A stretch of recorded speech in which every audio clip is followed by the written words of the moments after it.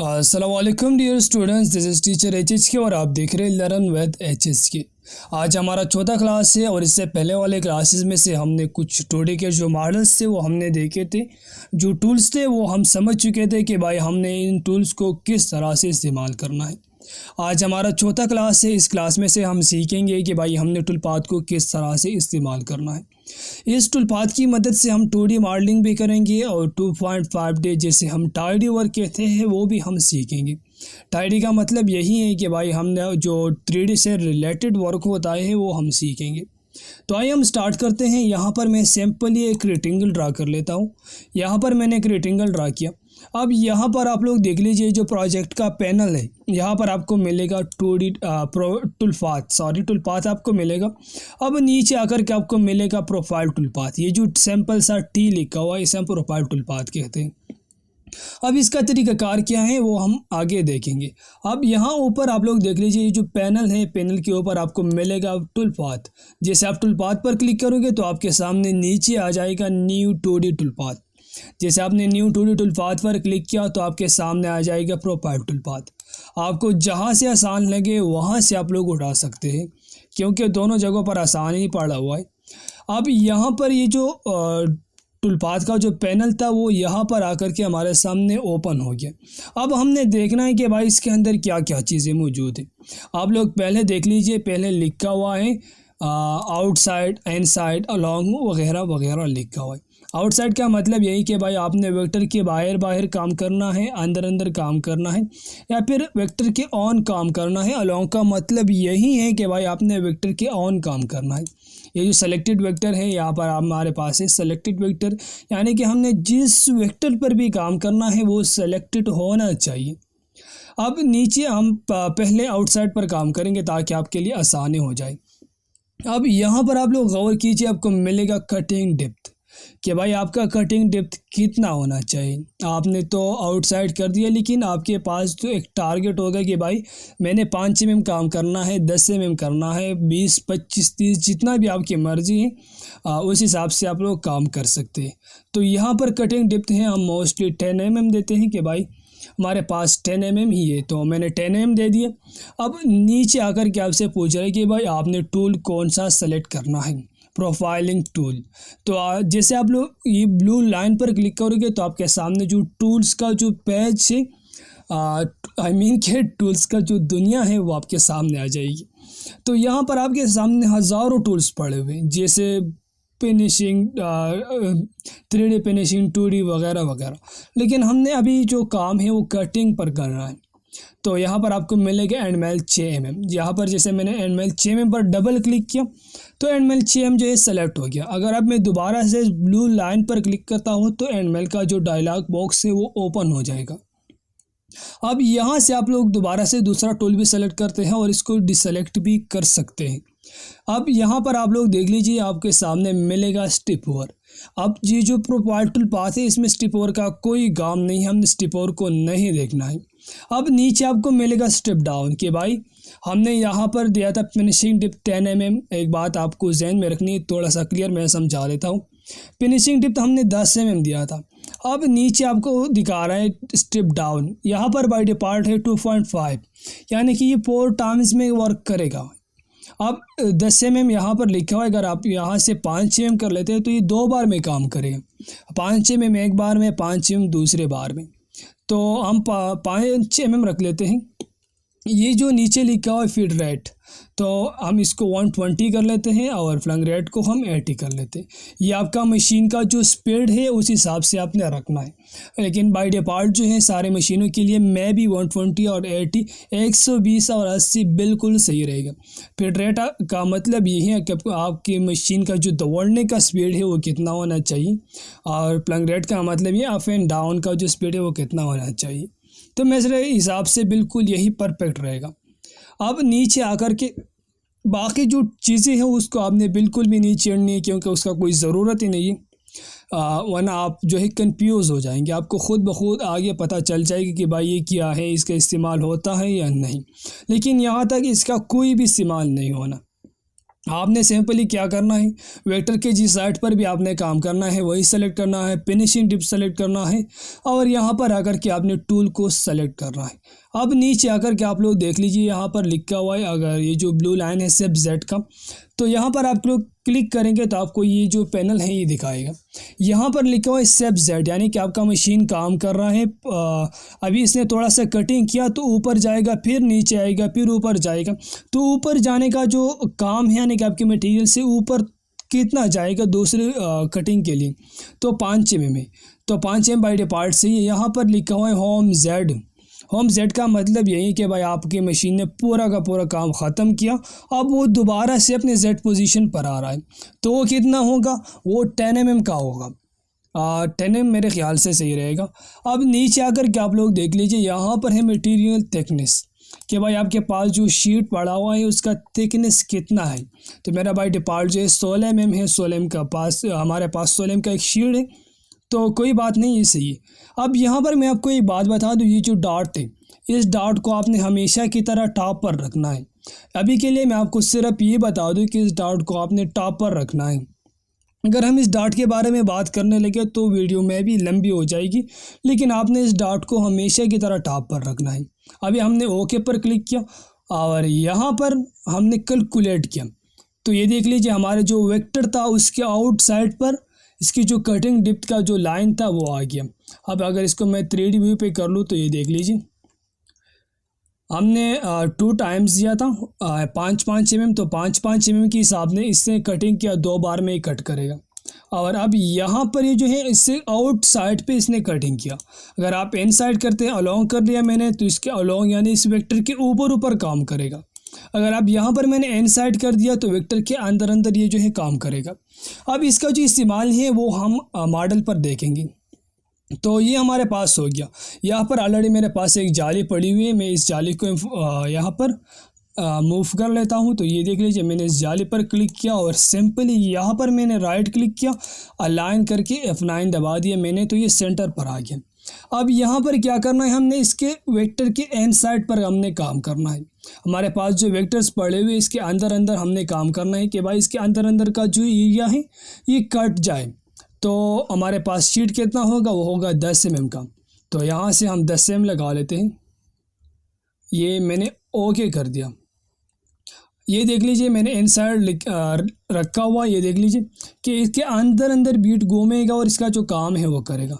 अब मैं इन सब को सेलेक्ट कर लेता हूँ और यहाँ पर मैं कैलकुलेट नाउ पर मैंने क्लिक किया, तो हमको दिखा रहा है कि भाई आपके जो दूसरा उल्टल पाथ है उसके ऊपर भी आ रहा है, कोई मसला नहीं है।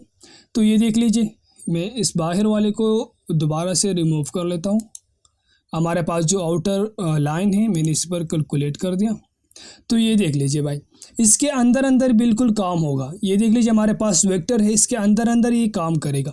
अब यहाँ पर ये देख लीजिए, यहाँ पर लिखा है सिमुलेशन। ये जो लाइन है, अगर आप यहाँ पर आकर के टूल पाथ पर क्लिक करेंगे, यहाँ पर आपको नीचे मिलेगा सिमुलेशन और सिमुलेट ऑल टूल पाथ। यहाँ से आप सिमुलेट भी कर सकते हैं, सिमुलेट का जो कंट्रोल बार है ओपन हो जाएगा। तो सिंपली मैंने यहाँ पर क्लिक किया, तो ये देख लीजिए कि भाई ये जो है हमने यहाँ पर 2 टाइम्स क्लिक किया था, तो ये क्या करेगा, 2 बार में काम करेगा। पहले बार में इसमें काम किया, अब दोबारा इसने काम कर दिया। मैं इसका स्पीड जो है वो थोड़ा सा बढ़ा लेता हूँ ताकि आपको आसानी से समझ आ जाए। तो हम थोड़ा वेट कर लेते हैं।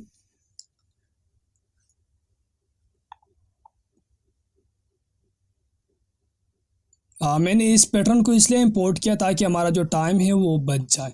तो ये देख लीजिए, इसने हमको एक ऐसा मॉडल बना करके दे दिया। अगर अब यहाँ पर मैं चाहता हूँ कि भाई इसका जो इनर का साइड है उसको मैं कट कर लेता हूँ ताकि आपको आसानी से समझ आ जाए। तो सिंपली मैंने सिमुलेशन पर क्लिक किया, यहाँ पर मैं क्लिक किया और इस मटेरियल को मैं डिलीट कर लेता हूँ। ये जो है इस मटेरियल को रहने दे, बाकी सबको डिलीट कर दे। तो ये देख लीजिए आपका जो पैटर्न है बिल्कुल माशाल्लाह बिल्कुल बहुत अच्छा बना। ये देख लीजिए आपका जो पैटर्न है इस हिसाब से ये जो है बन जाएगा।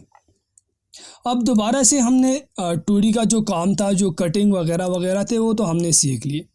अब इसका जो इस्तेमाल है, इस प्रोफाइल टूल पाथ का जो इस्तेमाल है वो हम देखेंगे कि भाई हमने जो और मॉडल्स हैं उस पर किस तरह से करने हैं, जो हमारे पास फ्लावर्स पड़े हैं हमने इस पर किस तरह से करने, इसको मैं साइड पर मैंने किया और इसको मैंने यू पकड़ करके सेंटर पर ले लिया। अगर आप सिंपली F9 दबा देंगे तो ये भी सेंटर पर आ जाएगा। तो ये हो गया हमारे पास, सेंटर पर ही आ गया। अब मैं इस पर एक टूल चलाना चाहता हूँ, तो ये सिंपली मैंने यहाँ पर क्लिक किया, इसको सेलेक्ट कर दिया, इसको मैं ऑन पर लगाना चाहता हूँ। और अब यहाँ पर हमारे पास पड़े हुए हैं राउंड डूअर्स वगैरह वगैरह, क्योंकि हमने इस पर अगर कटिंग टूल लगा लिया, एंड मेल लगा लिया, तो हमारा सारा का सारा काम जो है वो ख़राब हो जाएगा।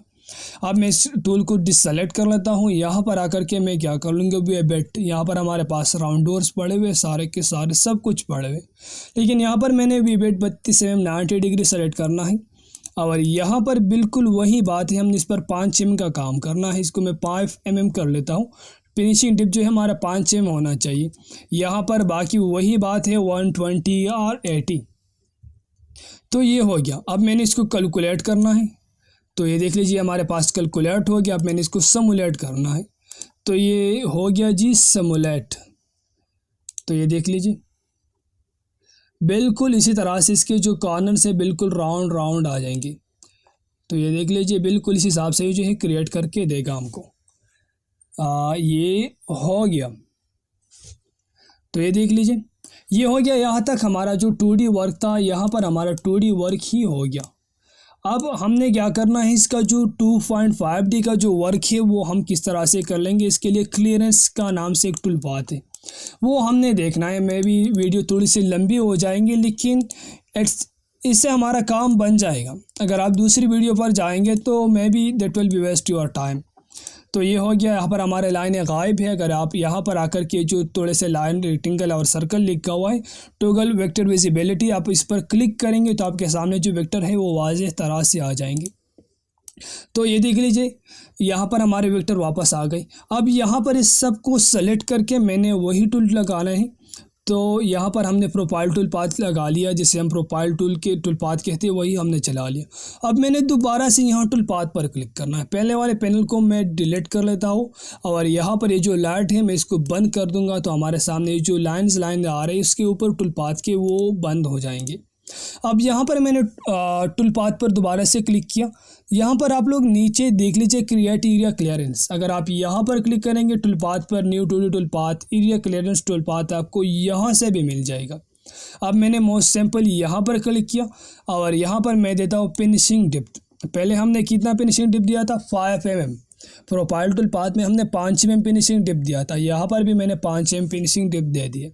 अब वही बात है कि भाई आपने टूल कौन सा सेलेक्ट करना है।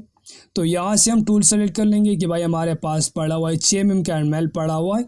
हम इससे जो क्लियरेंस है वो कर लेंगे, या एंड मेल 3 mm का पड़ा हुआ है तो हम 3 mm एंड मेल से काम करेंगे। तो जैसे हमने ये सेलेक्ट कर दिया, अब ये हमको बता रहे हैं कि भाई आपने स्टिप ओवर कितना रखना है। हमने इस लाइन पर काम करना है। याद रहे कि आपका जो लाइन है वो क्लोज होना चाहिए। ये जो ग्रीन डॉट आपको दिख रहा है ये होना चाहिए इसमें। अगर रेड डॉट था तो आपको समझ लीजिए कि भाई आपका जो वेक्टर है वो ओपन है। वो ओपन किस तरह से क्लोज करना है, क्लोज वगैरह वगैरह, वो तो आपने देख चुके हैं कि भाई जान किस तरह से करना है। तो यहाँ तक आपने सीख लिया। यहाँ पर आपने टूल सेलेक्ट करना है। टूल का जो सेटिंग है वो 5 mm है, यानी एक बार में काम करेगा या 2 बार में काम करेगा, उस हिसाब से आपने लगाना है। स्टिप ओवर अगर आप 1 mm रख लेंगे तो इसका जो काम है अभी हम देखेंगे। स्टिप ओवर हम थोड़ा सा साइड पर रख लेते हैं। अब यहाँ पर नीचे आप लोग देख लीजिए उसका जो बाकी सेटिंग है 120 और 80।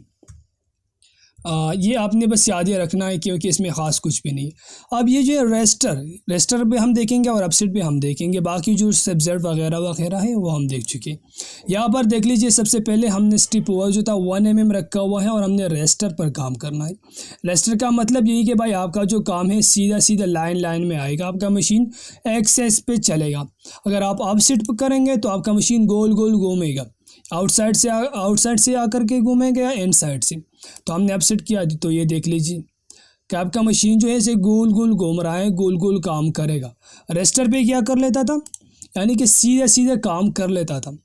अब यहाँ पर हमारे पास स्टिप वर, जैसे मैंने स्टिप वर को बढ़ा लिया 2 mm कर दिया, तो आपका जो टाइम है वो बहुत ज़्यादा बच जाएगा, यानी कि दुगना हिसाब से आपका टाइम बच जाएगा। ये लाइनें आप लोग देख लीजिए बहुत दूर दूर गई। अगर इसको मैं 0.5 कर लेता हूँ तो ये देख लीजिए 0.5 मैंने जैसे कर दिया तो इसके लाइनें जो बिल्कुल करीब आ जाएगा। यानी कि आपके पास जो स्टिप ओवर है, यानी कि आपका मशीन 0.5 mm काम करेगा, फिर थोड़ा आगे बढ़ेगा, फिर 0.5, फिर थोड़ा आगे, तो उस हिसाब से आपका जो काम है वो हो जाएगा। तो हमने 2 mm रखना है, हमारे पास 3 mm का टूल है, वो आसानी से झेल लेगा, कोई मसला नहीं। तो ये देख लीजिए हमारे पास ये हो गया, कैलकुलेट हो गया है। अब हमने इन दोनों टूल पाथ को इकट्ठा करके सिमुलेट करना है। तो जैसे हमने टूल पाथ पर क्लिक किया, नीचे आकर के हमने सिमुलेट आल टूल पाथ पर क्लिक किया, तो ये देख लीजिए सिमुलेट आल टूल पाथ। तो हमारा जो मॉडल है उस तरह से बन जाएगा। पहले जो है वी बिट का काम होगा, फिर एरिया क्लियरेंस का काम होगा। तो इसी तरह से हमारा जो मॉडल है वो टाइडी में बन जाएगा। ये जो छोटे छोटे पॉइंट आ रहे हैं, यहाँ पर टूल नहीं आ रहा था तो इसलिए ये रह गई। ये जो इसका जो यानी कि मेरा मतलब ये कि इसका मशीन पे पता भी नहीं चलता कि भाई यहाँ पर कुछ था या नहीं। तो ये देख लीजिए माशाल्लाह बड़ा अच्छा बना है बड़ा नहीं लेकिन थोड़ा बहुत अच्छा बन चुका है। ये देख लीजिए, यानी कि इसे हम टाइडी कहते हैं तो उस हिसाब से बन गया। अभी हम आगे वाले टूल्स में हमने देखना है कि भाई हमने प्लेटिंग को किस तरह से इस्तेमाल करना है। सॉरी, हमने जो एरिया क्लियरेंस था वो हमने डिस्क्राइब नहीं किया, लेकिन